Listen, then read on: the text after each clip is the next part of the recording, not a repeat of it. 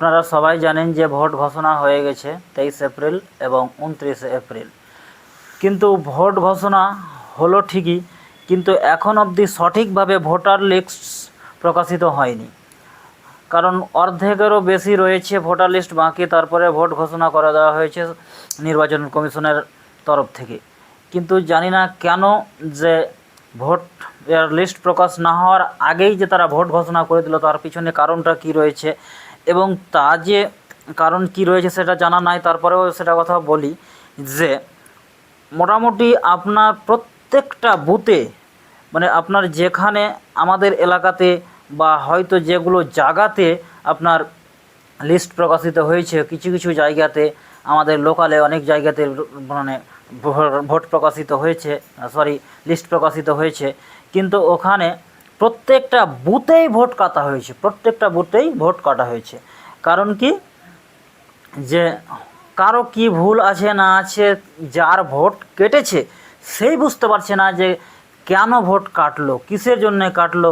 হয়তো ব্যতিক্রম দু একজনের হয়তো রয়েছে যে হ্যাঁ হয়তো আমার বাবার সঙ্গে বা আমার আত্মীয়র সঙ্গে কোনো একটা মিসম্যাচ রয়েছে, কিন্তু 90% লোকেই বুঝে উঠতে পারছে না যে কেন ভোটটা তাদের মানে আটকে দেওয়া হয়েছে, মুছে ফেলা হয়েছে। আসলে এরকম ব্যাপার নেই তো, যে শুভেন্দু অধিকারী বলেছিল যে 2 কোটি ভোট কাটতে হবে, সেটাই টার্গেট করছে না তো নির্বাচন কমিশন। নির্বাচন কমিশন তো সবাই জানে, আমরা প্রায় সবাই মোটামুটি সাধারণ লোক সবাই জেনে গেছে যে বিজেপির কথায় নির্বাচন কমিশন কিন্তু মানে পুরোটা পরিচালনা করছে, এটা কারো অজানা বা জানতে বাকি নেই। তাহলে যে শুভেন্দু অধিকারী বলেছিল যে মানে ওয়েস্ট বেঙ্গলে 2 কোটি ভোট বাদ যাবে, রোহিঙ্গা খুঁজে বের করে বাদ যাবে। আসলে রোহিঙ্গাটা কোথায়? রোহিঙ্গাটা এখন অবধি আমি কোথাও দেখতে পাচ্ছি না। রোহিঙ্গাটা কোথায়? এখন অবধি যতগুলো ভোট কাটা হয়েছে আমার নজরে যা পড়েছে বা আমার আশেপাশে যা আমাদের আশেপাশের বুথের যেগুলো রয়েছে, ওখানে তো কোনো একটাকে প্রমাণ করে দেন যে বাঙালি মানে বাংলাদেশ থেকে এসেছে, এমনকি তার কোনো একটা মানে কিছু একটা প্রমাণ করে দেখিয়ে দেন, আমি তো দেখতে পাচ্ছি না। যা বাদ দেওয়া হয়েছে সবাই কিন্তু ইন্ডিয়ান, সবাই ভারতীয়, তারপরেও তাদের বাদ দেওয়া হয়েছে, তাদেরকে মুছে ফেলে দেওয়া হয়েছে। কারণটা বুঝে উঠতে পারছি না নির্বাচন কমিশন কিসের ভিত্তিতে এই কাজগুলো করলো বা কেন করলো। এরকম তো নয় তো বিজেপিকে ওয়েস্ট বেঙ্গলে আনার পরিকল্পনা করছে নির্বাচন কমিশন।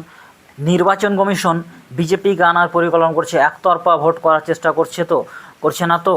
কারণ দিল্লিতে আপনারা সবাই দেখেছিলেন যে ভোট রয়েছে হয়তো 7 কোটি, কিন্তু সেখানে করা হয়েছে 7,45,00,000।